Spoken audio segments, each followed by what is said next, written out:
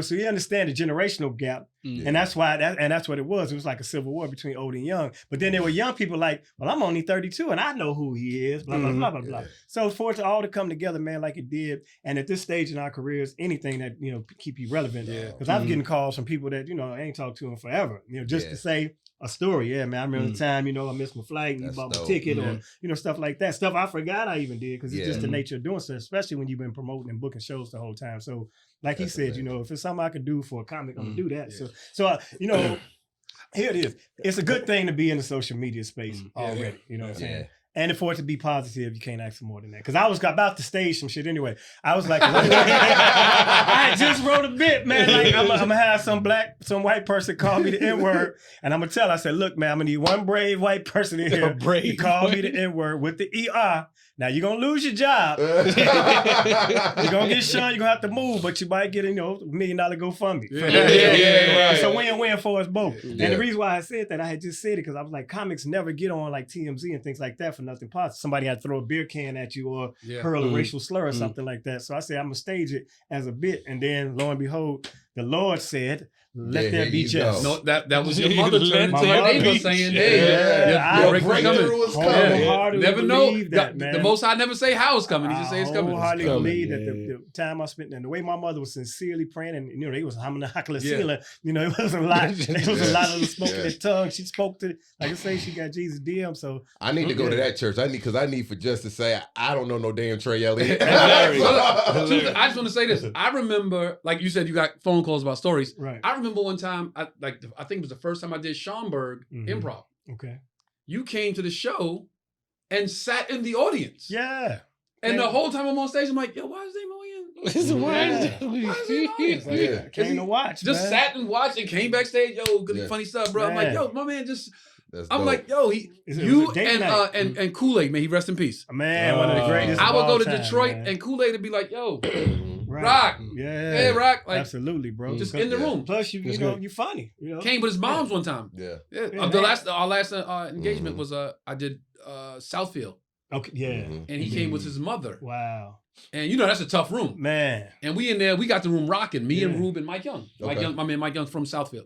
We got the room rocking. Even the people at the bar that don't be paying attention to the show, they turning around like, yo, y'all niggas funny as fuck. Right, Because the bar, if you've ever been to the bar, the people at the bar have their backs turned to the stage. Right. And they turn around like, yo, y'all niggas is cooking back there. And Kool-Aid was in the room. And I'm like, yo, my brother Kool-Aid in the room, man. Thank you for coming out, man. I appreciate it. And he's one of the cats in this business that, people just don't realize, like, or they look at us and go, how the fuck is Tony Rock and Kool-Aid friends? But we was like, that was my guy, man. That was my dude for real. And Kool-Aid one of them guys, like, for Detroit, like I was in Chicago. If you want to get through Detroit, holler at Kool-Aid. He had a room somewhere, he gonna plug you. And he was a good guy, and he was funny and well-respected in his community. So look, I'm doing the show that night, and we rocking, and people in the room like, yo, Kool-Aid, like walking past, like, yo, Kool-Aid, what's up, man?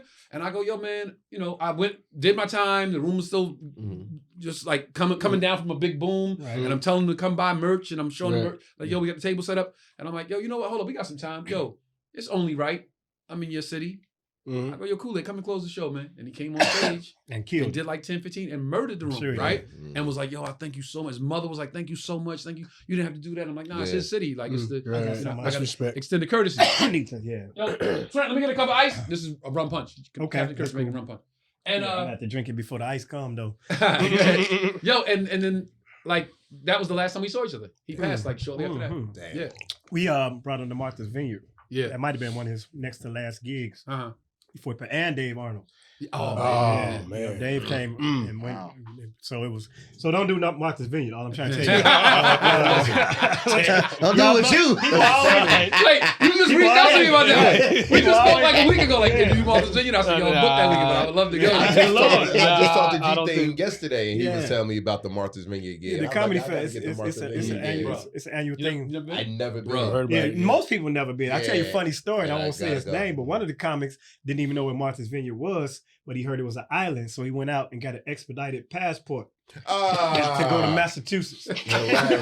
Not only got a passport, paid extra for that. Well, his ass needed it anyway. Yeah, well, you need one. Yeah, but here's the funny thing about this whole thing that we were talking about. Not only did one Mike Detroit, because she got up really trying to. Yeah, I'm gonna tell you about that. Go. And you know, she woke up and chose violence. She wanted to. She was telling people, I advise comedians not to go there and don't work there. If you had a bad experience, that's one thing. It's a black-owned comedy club. We only got about 5 or 6 of them.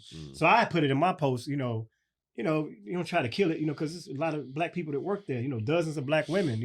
And they might need their ends to meet with that. So now they saw my post, and now I'm going back. So I'll be at One Mic Detroit, June 2021, going back. Yeah, we did it. Yeah. And it's funny because we did it, and I was talking about it on stage and recorded the clip, and was like, "Nah, I'm probably not. I ain't gonna put that up. Like, it's like I don't want to." Right. And then she went crazy about it, and I was like, "Okay, so I wasn't the only one that had it's unfavorable some experience, organizational issues." So I was like, "Oh, let me put my clip." Then the whole thing about you, I was like, "Okay, now I got to put my clip up." Right. So I put my clip up, but I just want to end this whole topic on this Thank whole thing with this, like, yo. Oh, thank you. It's the new intern, Trent. All right, thank you. The tall intern. Yeah. Like, yo, we know we all comics, we all in the same gang, so to speak. You know what I'm saying?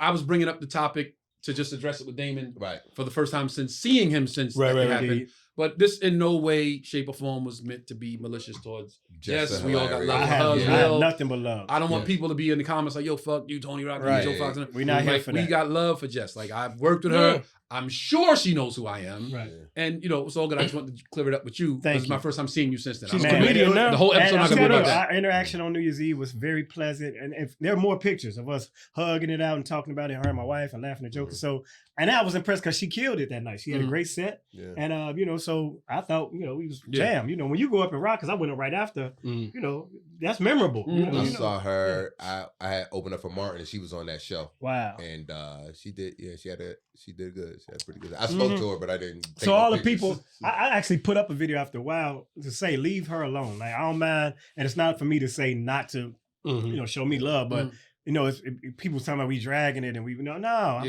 I'm not going to, if first of all, if somebody sent me a tribute, I'm not going to not repost it because now they feel like it didn't matter. So that's what that was. I wasn't trying to milk it or drag it. I was trying to show love back to those. That's why I went through the comments and thanked dozens of people every day, because there was so many heartfelt stories and such. So it wasn't about that young lady, but it was about me seizing the moment